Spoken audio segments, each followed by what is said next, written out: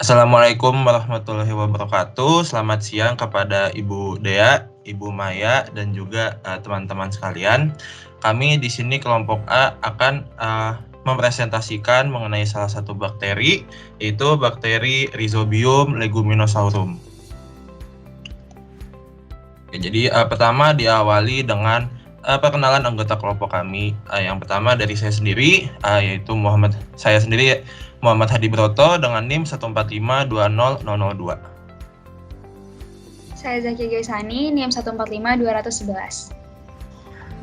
Dan saya Muhammad Nurholis Mukago, NIM 14520019. Selanjutnya di sini terdapat daftar isi dari presentasi kami. Jadi yang pertama terdapat sejarah dari bakteri Rhizobium, lalu yang kedua karakteristik bakteri Rhizobium, yang ketiga adalah aplikasi dan manfaat bakteri Rhizobium leguminosaurum, dan yang terakhir ada kekurangan dan kerugian bakteri Rhizobium leguminosaurum.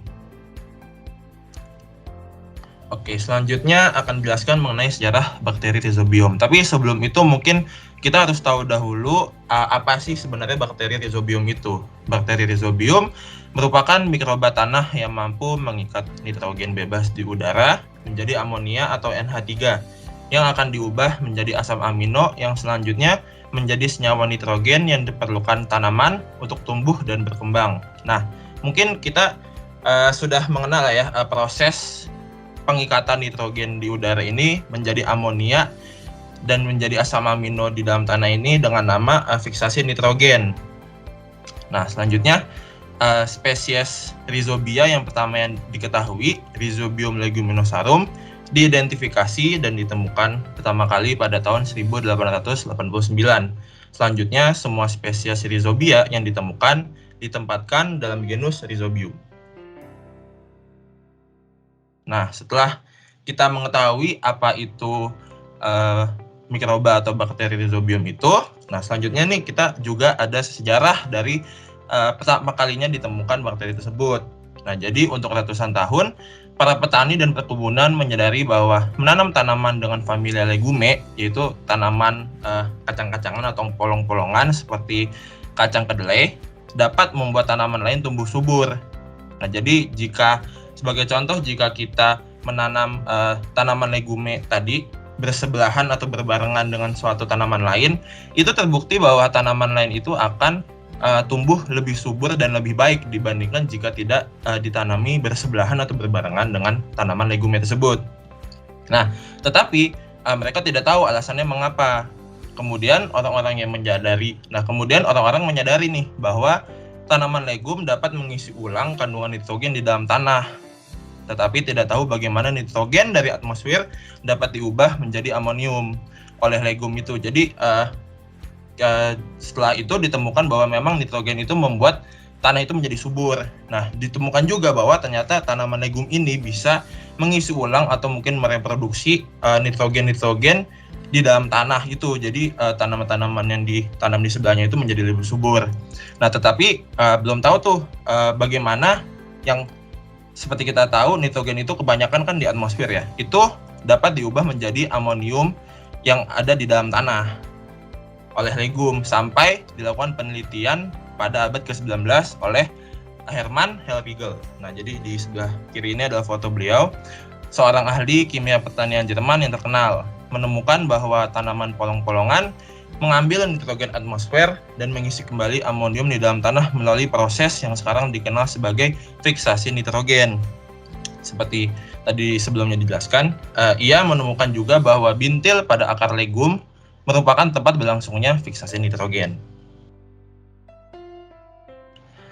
Nah, pada awalnya walaupun sudah ditemukan nih oleh Hellriegel tadi bahwa ada proses fiksasi nitrogen dari nitrogen di atmosfer menjadi amonia di dalam tanah oleh tanaman legum, tapi dia belum atau tidak menentukan faktor pada bintil akar legum yang melakukan fiksasi nitrogen tersebut nih. Barulah pada tahun 1888 Martinus Willem Beijerinck, ini fotonya di sebelah kanan, beliau adalah seorang ahli mikrobiologi dan botani Belanda, menyelidiki dan menemukan bahwa bintil akar legum mengandung mikroba. Nah, lebih lanjut, ia menunjukkan bahwa mikroba ini adalah bakteri yang dia beri nama Rhizobia. Nah, bakteri Rhizobia ini melakukan proses kimia yaitu fiksasi nitrogen. Nah, jadi setelah tadi ditemukan bahwa tanaman legum bisa melakukan reproduksi nitrogen oleh Hellriegel, nah pada tahun 1888 setelahnya barulah Martinus Wilhelm Beijering ini menemukan bahwa ternyata di dalam tanaman legum spesifiknya di akarnya dan bintil-bintilnya itu terdapat suatu mikroba yaitu bakteri Rhizobia yang bertanggung jawab atas proses fiksasi nitrogen tersebut. Nah, selain telah menemukan reaksi biokimia penting untuk kesuburan tanah dan pertanian, Beijering juga bertanggung jawab atas penemuan contoh simbiosis antara tanaman dan bakteri. Jadi contoh simbiosis yang saling menguntungkan juga ditemukan oleh Martinus Wilhelm Beijering ini. Jadi pada kasus Rhizobium ini, bakteri pada bintil akar yaitu Rhizobium diperlukan untuk menyediakan nitrogen bagi pertumbuhan legum. Sedangkan Rhizobia itu bergantung pada bintil akar sebagai lingkungan untuk tumbuh dan sumber nutrisinya. Oke, nah selanjutnya kita berpindah ke karakteristik bakteri Rhizobium. Nah, sebelum saya menjelaskan mengenai karakteristiknya, mungkin saya akan menjelaskan terlebih dahulu klasifikasi dari bakteri Rhizobium itu. Jadi dimulai dari kingdom, tentu saja kingdomnya itu adalah bakteria, lalu filumnya yaitu filum Proteobacteria, selanjutnya kelasnya yaitu kelas Alpha Proteobacteria, lalu ada ordenya itu order Rhizobiales, lalu famili yaitu famili Rhizobiaceae, lalu spesies. Nah, spesies ini ada beberapa dan yang kita bahas saat ini yaitu terutama adalah spesies Rhizobium leguminosae. Lalu selanjutnya untuk karakteristiknya sendiri, pertama yaitu bakteri Rhizobium ini merupakan bakteri gram negatif, yang dimana adalah bakteri yang tidak mempertahankan zat warna kristal violet sewaktu proses pewarnaan gram, sehingga pada saat diamati dengan mikroskop warnanya akan cenderung warna merah. Lalu jika diamati di bawah mikroskop, bakteri ini berbentuk atau terlihat seperti batang memanjang. Lalu selanjutnya bakteri Rhizobium ini memiliki panjang dan lebar sekitar 0,7 dan 2 mikrometer. Selain itu, bakteri Rhizobium ini tidak membentuk spora dalam siklus hidupnya, sehingga mungkin ketahanan dari bakteri ini jauh lebih lemah dari bakteri-bakteri yang menghasilkan spora atau membentuk spora. Lalu selanjutnya bakteri Rhizobium ini merupakan bakteri aerobik. Jadi untuk hidup, bakteri Rhizobium ini memerlukan oksigen. Walaupun pernah dilakukan penelitian bahwa ditemukan bakteri Rhizobium ini tetap bisa hidup walaupun dengan tekanan oksigen yang sangat kecil, sekitar 0,001 atm. Lalu bakteri Rhizobium ini memiliki flagela di salah satu ujung polarnya yang seperti bentuknya seperti ekor itu yang digunakan untuk bergerak. Lalu bakteri Rhizobium hidup dengan memanfaatkan karbohidrat dan senyawa amino yang relatif sederhana. Selain itu, pertumbuhan Rhizobium yang optimal itu ada pada suhu 27 derajat Celcius dengan pH 6,5. Jika melebihi atau mengurangi batasan ini, bakteri Rhizobium bisa saja mati. Lalu, bakteri Rhizobium juga dibagi menjadi kelompok cross inoculation. Nah, maksud dari kelompok cross inoculation itu adalah karena awalnya ditemukan tidak semua bakteri Rhizobia ini dapat bersatu dengan segala jenis legume. Nah, makanya dibagi lagi menjadi jenis-jenis berdasarkan pengikatan terhadap jenis-jenis legume. Seperti itu. Lalu selanjutnya adalah aplikasi dan manfaat dari Rhizobium leguminosarum. Untuk selanjutnya bisa dilanjutkan oleh teman saya. Nah, selanjutnya kami akan menjelaskan aplikasi dan manfaat dari Rhizobium leguminosarum. Pertama, bakteri ini mampu mengikat nitrogen bebas di udara dan dapat memfiksasi nitrogen, yaitu mendorong perubahan senyawa kimia nitrit menjadi nitrat yang akan dibebaskan kembali ke atmosfer. Nah, oleh karena itu bakteri ini sangat penting perannya dalam daur nitrogen di alam. Kemudian, bakteri ini juga bersimbiosis mutualisme dengan bintil akar tanaman Leguminosae, yaitu suku dari kacang-kacangan, karena bakteri ini menangkap nitrogen bebas di udara yang bermanfaat untuk tanaman, dan tanamannya memberikan tempat hidup untuk bakteri. Selanjutnya, bakteri ini juga bermanfaat untuk menyuburkan tanah dengan menjaga kelembapan tanah, temperatur, drainase, tingkat keasaman atau pH, serta unsur hara yang terkandung. Tanaman ini juga dapat, bakteri ini juga dapat menyuburkan tanaman dan pepohonan sayur mayur jika dilakukan rotasi tanam, yaitu salah satu sistem budidaya tanaman dengan cara bergilir atau menanam lebih dari satu jenis tanaman yang berbeda dalam waktu yang tidak bersamaan. Jadi rotasi tanam ini tuh dilakukan karena ada beberapa tanaman yang memiliki sifat rakus unsur hara, sehingga unsur hara di tanah akan terambil terus-terusan. Dengan melakukan rotasi tanam, jadi contohnya umbi-umbian itu salah satu jenis tanaman yang rakus akan unsur hara. Setelah menanam umbi-umbian, ditanam tanaman kacang-kacangan agar tanaman kacang-kacangan ini dapat bersimbiosis dengan bakteri dan menangkap nitrogen bebas serta mengembalikan dan menjaga kegemburan dan kesuburan tanah. Selanjutnya, bakteri juga dapat membantu proses pembusukan sisa unsur hara di dalam tanah sebelum sisa unsur hara diserap oleh jaringan pembuluh xilem di dalam akar tanaman. Next.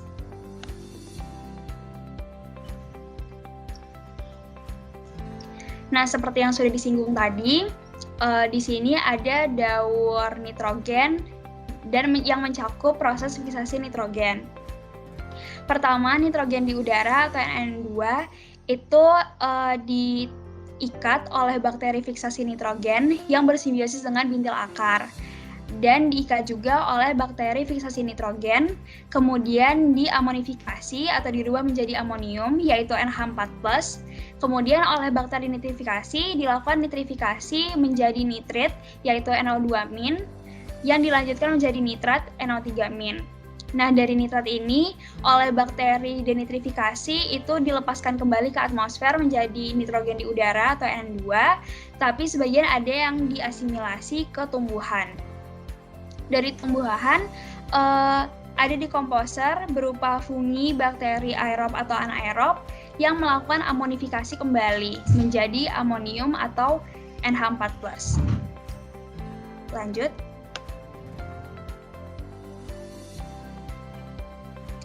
Nah, masih dengan aplikasi dan manfaat dari bakteri Rhizobium leguminosarum, bakteri ini juga dapat digunakan sebagai biofertilizer atau pupuk hayati. Rhizobium leguminosarum memiliki strain bernama PEP-V16 yang terisolasi dari nodul Phaseolus vulgaris, yang strain ini itu dapat memproduksi siderofor dan asam indol asetat serta melarutkan fosfat. Mikroskop konfokal menunjukkan bahwa strain ini mampu mengkolonisasi akar dua tanaman Horticultura, Lactuca sativa L atau selada, dan Daucus carota L yang dikenal dengan wortel. Strain PEP-V16 ini juga mampu memacu pertumbuhan kedua jenis tanaman tersebut dengan meningkatkan bahan kering atau dry matter, pucuk dan akar pada selada dan wortel, serta meningkatkan serapan nitrogen dan fosfor pada bagian yang dapat dimakan dari kedua jenis tanaman tersebut. Sehingga Rhizobium dapat digunakan sebagai pupuk hayati untuk tanaman non-legum. Selanjutnya akan dijelaskan kekurangan dari bakteri ini oleh teman saya.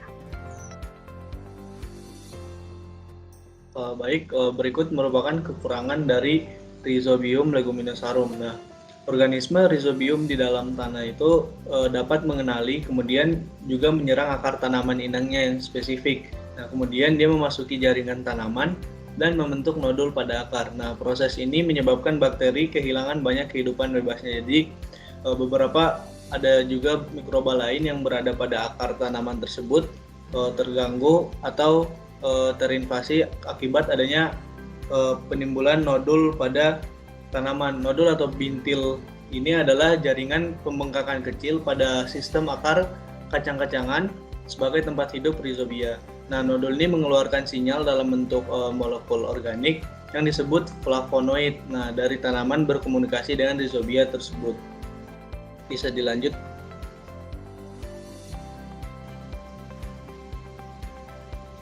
Nah, kemudian beberapa kekurangan lainnya. Di sini Rhizobium leguminosarum tuh pada slide sebelumnya juga udah dijelaskan sama teman saya pada aplikasi dan manfaat. Itu bisa digunakan sebagai biofertilizer, yaitu sebagai pupuk hayati. Nah, di sini Rhizobium itu hanya menghasilkan 20 hingga 30% peningkatan produksi tanaman. Dan mereka itu tidak menyebabkan peningkatan yang nyata dalam produktivitas seperti pupuk kimia lainnya. Kemudian memerlukan pencegahan aseptik yang ketat karena mudah terkontaminasi. Nah, pencegahan aseptik ini juga merupakan hal penting karena kontaminasi ini adalah masalah umum selama produksi massal mikrobat sedang berlangsung prosesnya. Kemudian jika terpapar dalam waktu yang lama di bawah sinar matahari, mikroba terbunuh karena peka terhadap cahaya. Nah, di sini tuh jadi Rhizobium tersebut itu merupakan pupuk hayati yang penyimpanannya itu harus berada pada suhu kamar selama 6 bulan dan dalam waktu 2 tahun jika disimpan pada suhu dingin. Kemudian efisiensi pupuk mikroba tergantung pada karakter tanah seperti kadar air, pH, suhu, bahan organik, dan jenis mikroorganisme yang ada. Ketika faktor-faktor ini tidak menguntungkan, pupuk mikroba mungkin tidak efektif dalam meningkatkan kesuburan tanah. Nah, apabila Rhizobium leguminosarum atau jenis mikroba Rhizobium lainnya itu tidak efektif dalam meningkatkan pertumbuhan tanaman, maka bisa kemungkinan terjadi itu invasi terhadap tanaman tersebut. Jadi bukannya memperbaik pertumbuhan tanaman, alhasil malah memperburuk pertumbuhan tanaman tersebut. Bisa dilanjut. Nah, kesimpulan dari presentasi kami, yang pertama ada proses fiksasi nitrogen oleh tanaman leguminosarum ini ditemukan oleh Hermann Hellerigel pada abad ke-19. Pada tahun 1888, Martinus Wilhelm Beijerinck menemukan bintil akar legum mengandung mikroba yang selanjutnya dinamai bakteri Rhizobium. Kemudian, ciri-ciri Rhizobium leguminosarum adalah berbentuk basil, aerobik, gram negatif, memiliki flagel, serta bersimbiosis dengan akar tanaman kacang-kacangan. Bakteri Rhizobium leguminosarum juga mempunyai banyak keuntungan di bidang pertanian, seperti dapat bersimbiosis dengan akar kacang-kacangan, memfiksasi nitrogen, dan menyuburkan tanah.